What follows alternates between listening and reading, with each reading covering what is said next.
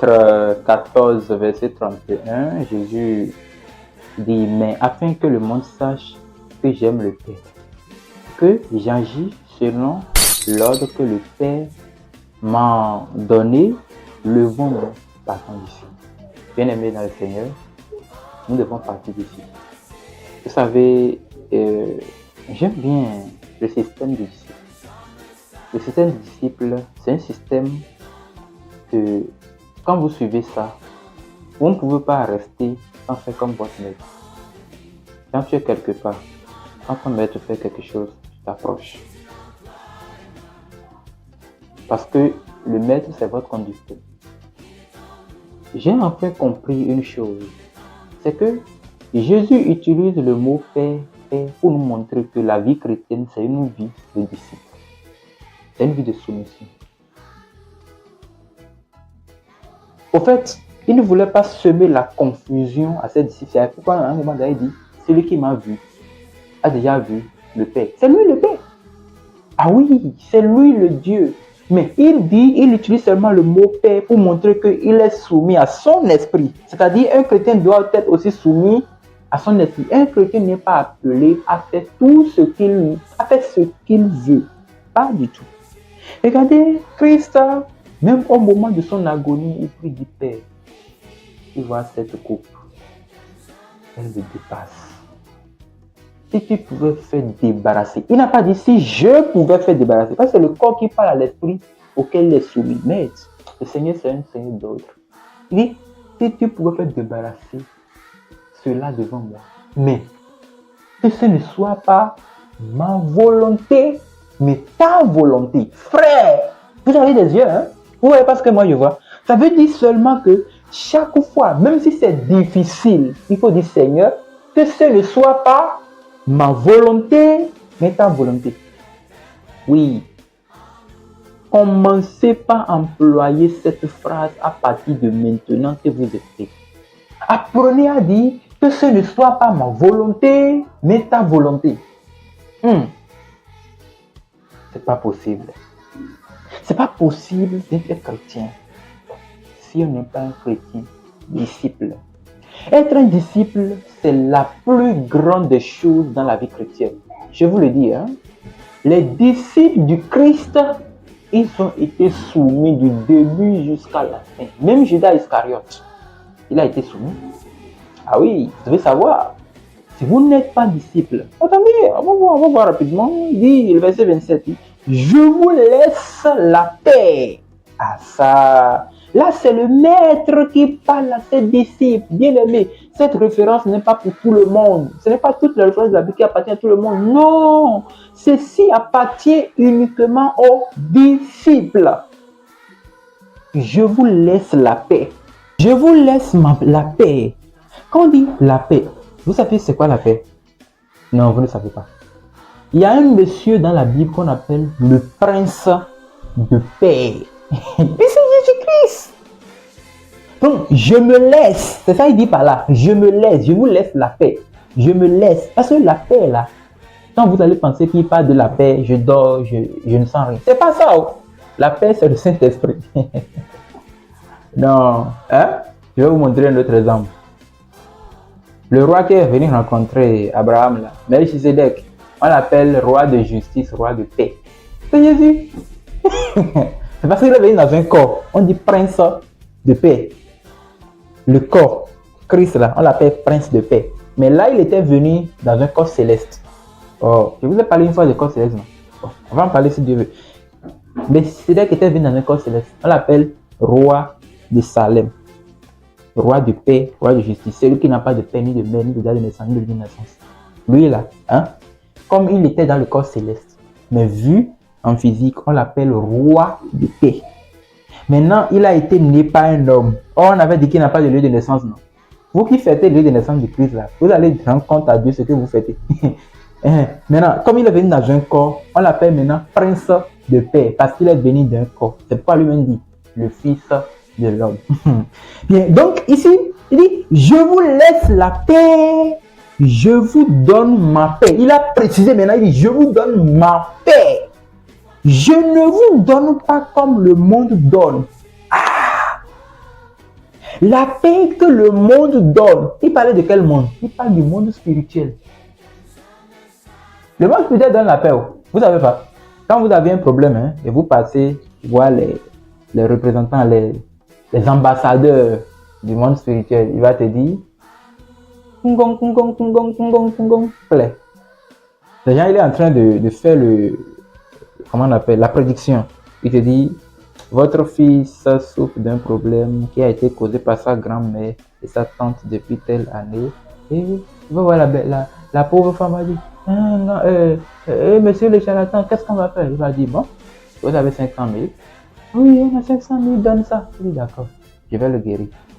Il va prendre quelque chose. Il dit, toi, ouvre ta bouche. Il met ça dans la bouche du garçon. Il va vous donner un autre coup, dit, mettez-lui ça dans l'eau, il n'a qu'à se laver avec tous les jours. Ceci là, tout le matin là, il goûte ça avant de sortir. Et quand vous commencez ça, l'enfant sera commencer à pas sentir la guérison. Mais vous mentez, vous blaguez. Ça, ce n'est pas une paix. Pendant que l'enfant est en train de guérir là, le diable a déjà mis un autre esprit dans l'enfant. C'est ce que l'on ne comprend pas aujourd'hui. Il dit, je vous donne non.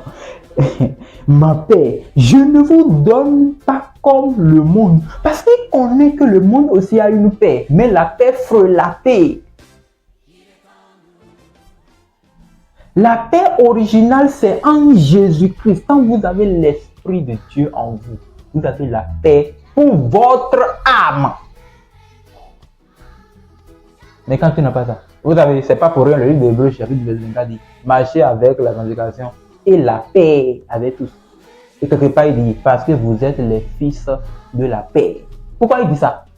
Ça veut dire que si vous avez l'Esprit de Dieu, vous allez toujours semer de bonnes ambiances. Même s'il y a occasion que le diable peut semer de mauvais, vous venez, vous semez de bonnes ambiances. Quoi qu'en soit, vous allez supporter, mais puisque l'Esprit de la paix habite en vous, vous êtes les fils, le fils de la paix, vous allez toujours prôner la paix. Donc ici, vous allez voir, à qui donne-t-il la paix? Mais à ses disciples. Donc, si vous êtes disciple de Jésus, vous aurez sa paix. Pas besoin de dire, donne-moi la paix, donne-moi la paix. Non, non, non.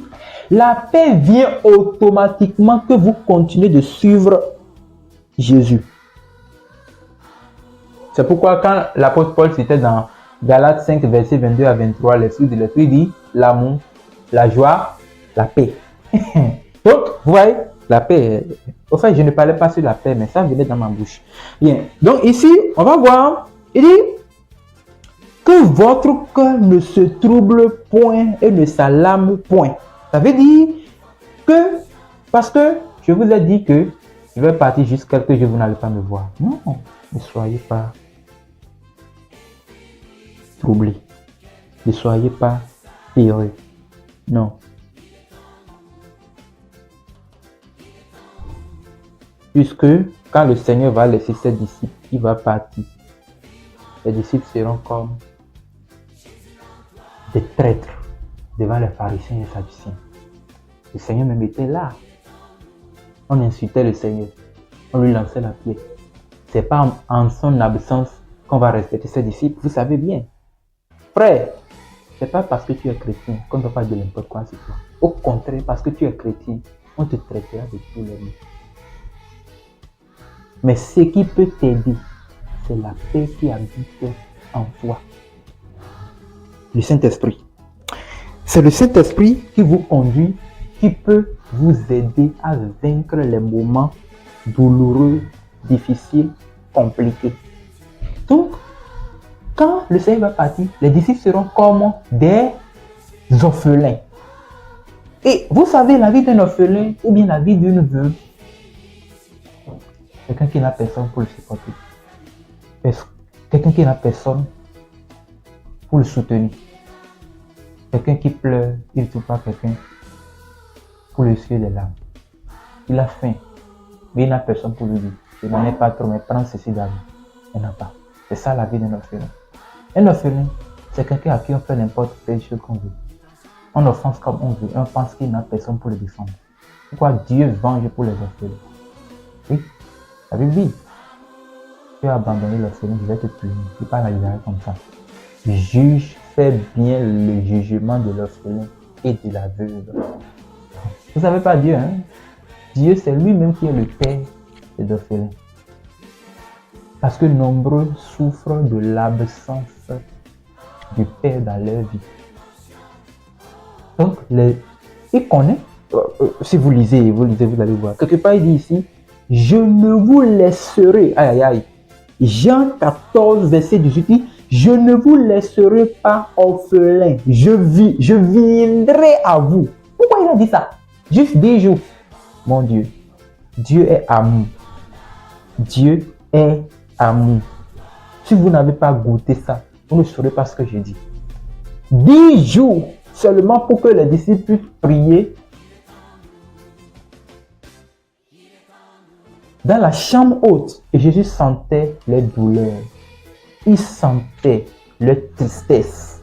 Il dit, je ne vous laisserai pas orphelin. Je viendrai à vous. Oh là là.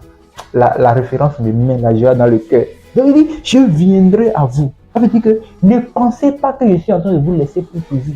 Mais ce serait peut-être douloureux, très douloureux, que tu vois.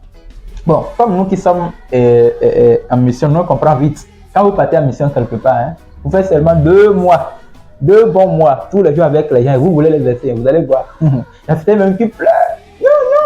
On dit, ouais, non, je ne veux pas rester, on n'est pas prêt à rester. On part déjà. Ouais, non? Bon, regardez le Seigneur, hein. 3 ans et 6 mois. Il savait ce qui va se passer. Il savait qu'un jour, un bon matin, sur le mont d'Olivier, il va vous laisser partir. Vous êtes en train de me regarder comme ça. Hein. Moi, je vais partir. Vous voyez, il est en train de les réconcilier. Il est en train de les consoler en même temps. Il dit, je ne vous laisserai pas venir. Je viendrai à vous. Bon, je saute le reste. Je reviens dans ma référence ici. Il dit que votre cœur ne se trouble point. Donc, ce n'est pas parce que je pars. Votre cœur doit être troublé. Non! En tant que disciple, celui qui veut mener la vie de disciple, il doit savoir qu'il y a une paix qui calme sa terreur, qui calme sa peur. Il y a une paix qui est la paix intérieure, qui corrige tous ces alarmes. Tellement que même si vous avez des problèmes, vous vous sentez toujours à l'aise, dans la joie, dans la joie. C'est moi qui vous évaluer. Lui, il n'a pas de soucis. Non! Dieu ne pleure pas. Dieu ne pleure pas. Il ne pleure pas. Dieu est toujours dans la joie. Il siège dans les louanges. Et si vous avez la paix, c'est que vous avez la joie. C'est le fruit de l'esprit. Bien, donc le verset 28 dit, vous avez entendu que je vous ai dit, je m'en vais. Et je reviens vers vous. Si vous m'aimiez,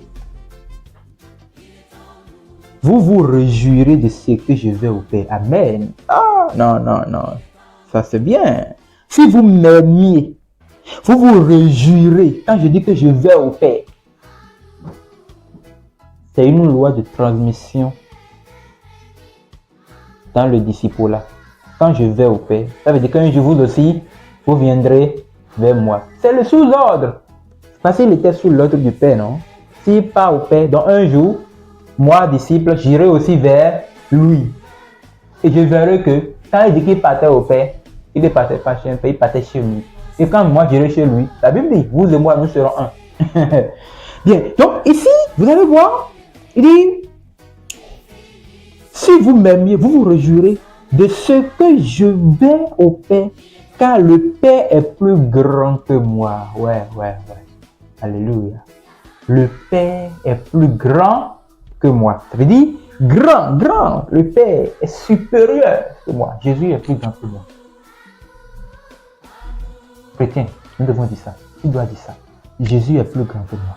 Jésus est plus supérieur que moi. Quand il décide quelque chose, je n'ai pas le choix. Quand il dit quelque chose, même si je voulais faire une autre, je laisse. Apprenons à rester comme ça.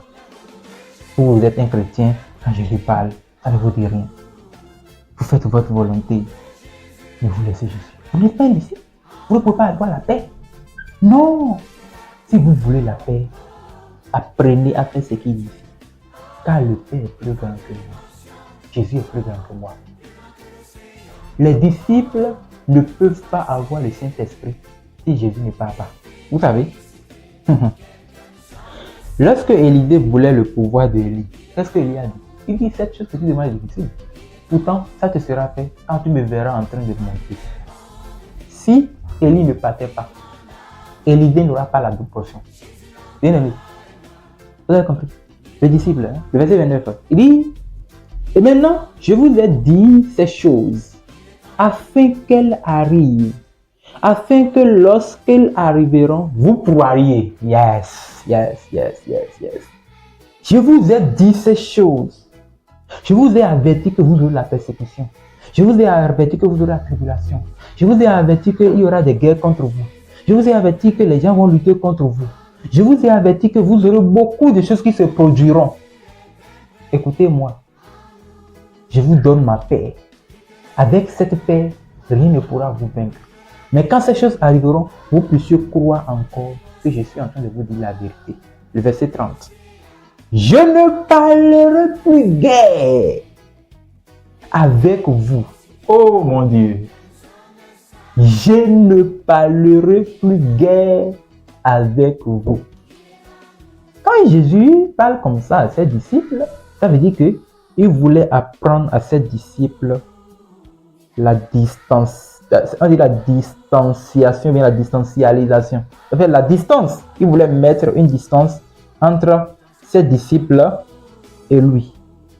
Un parent qui aime ses enfants, un parent qui aime ses enfants, aime laisser les enfants vivre seuls aussi. Oui. Un parent qui apprend à son enfant comment vivre sans parent, un bon parent. C'est pas qu'il abandonne, non, il lui apprend que tu peux faire 2 jours sans moi, reste là sans moi. C'est ça que Jésus fait ici. Je ne parlerai plus guère avec vous. Pourquoi?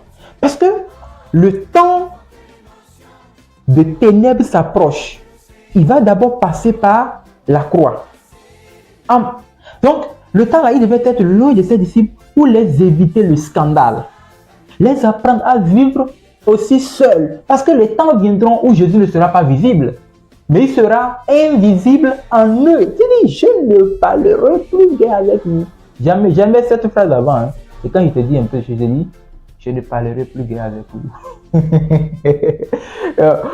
C'est une phrase que j'aime entendre. Je ne parlerai plus guère avec vous. Je ne parlerai plus guère avec vous. Je ne parlerai plus guère avec vous. Car le prince du monde vient.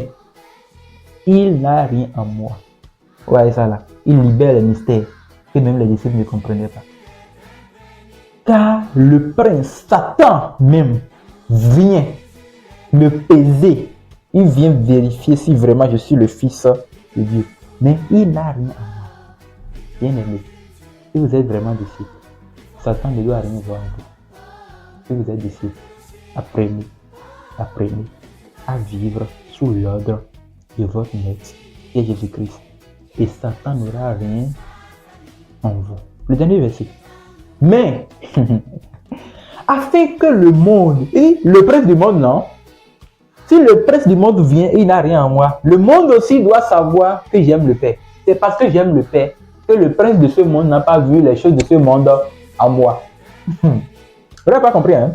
Ça veut dire que si celui qui gouverne sur ce monde m'observe et il ne voit rien de lui dans ma vie, il faut que le monde aussi sache que si on ne voit pas les rudiments, les champs lexicaux du monde en moi, c'est parce que l'amour du Père habite en moi. Oh, ça me rappelle quelque chose.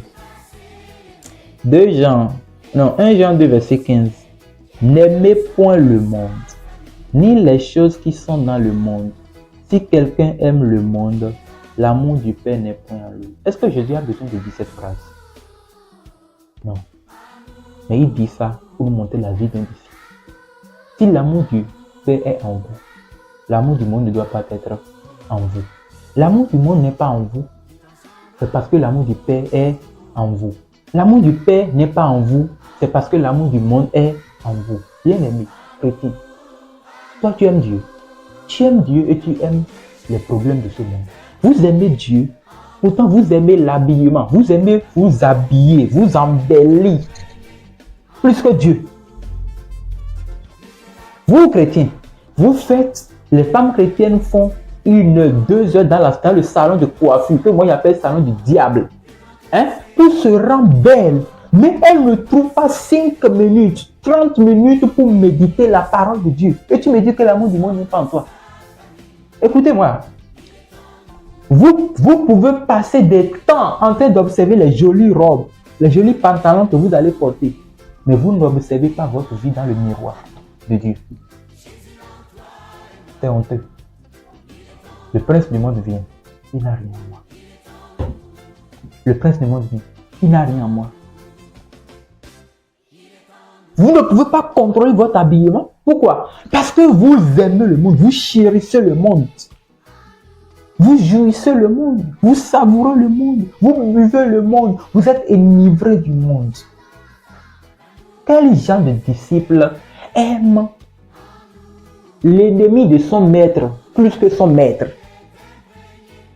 Quel genre de disciple, quel genre d'enfant aime l'ennemi de son père et n'aime pas son père? C'est un enfant bâtard, un enfant illégitime, un enfant hors norme, un enfant hors loi. Bien aimé, quel genre d'enfant vous êtes? Quel genre de disciple vous êtes? Le prince de ce monde vient, il n'a rien en moi. Mais afin que le monde sache que j'aime le Père et que j'agis selon l'ordre que le Père m'a donné, m'aide.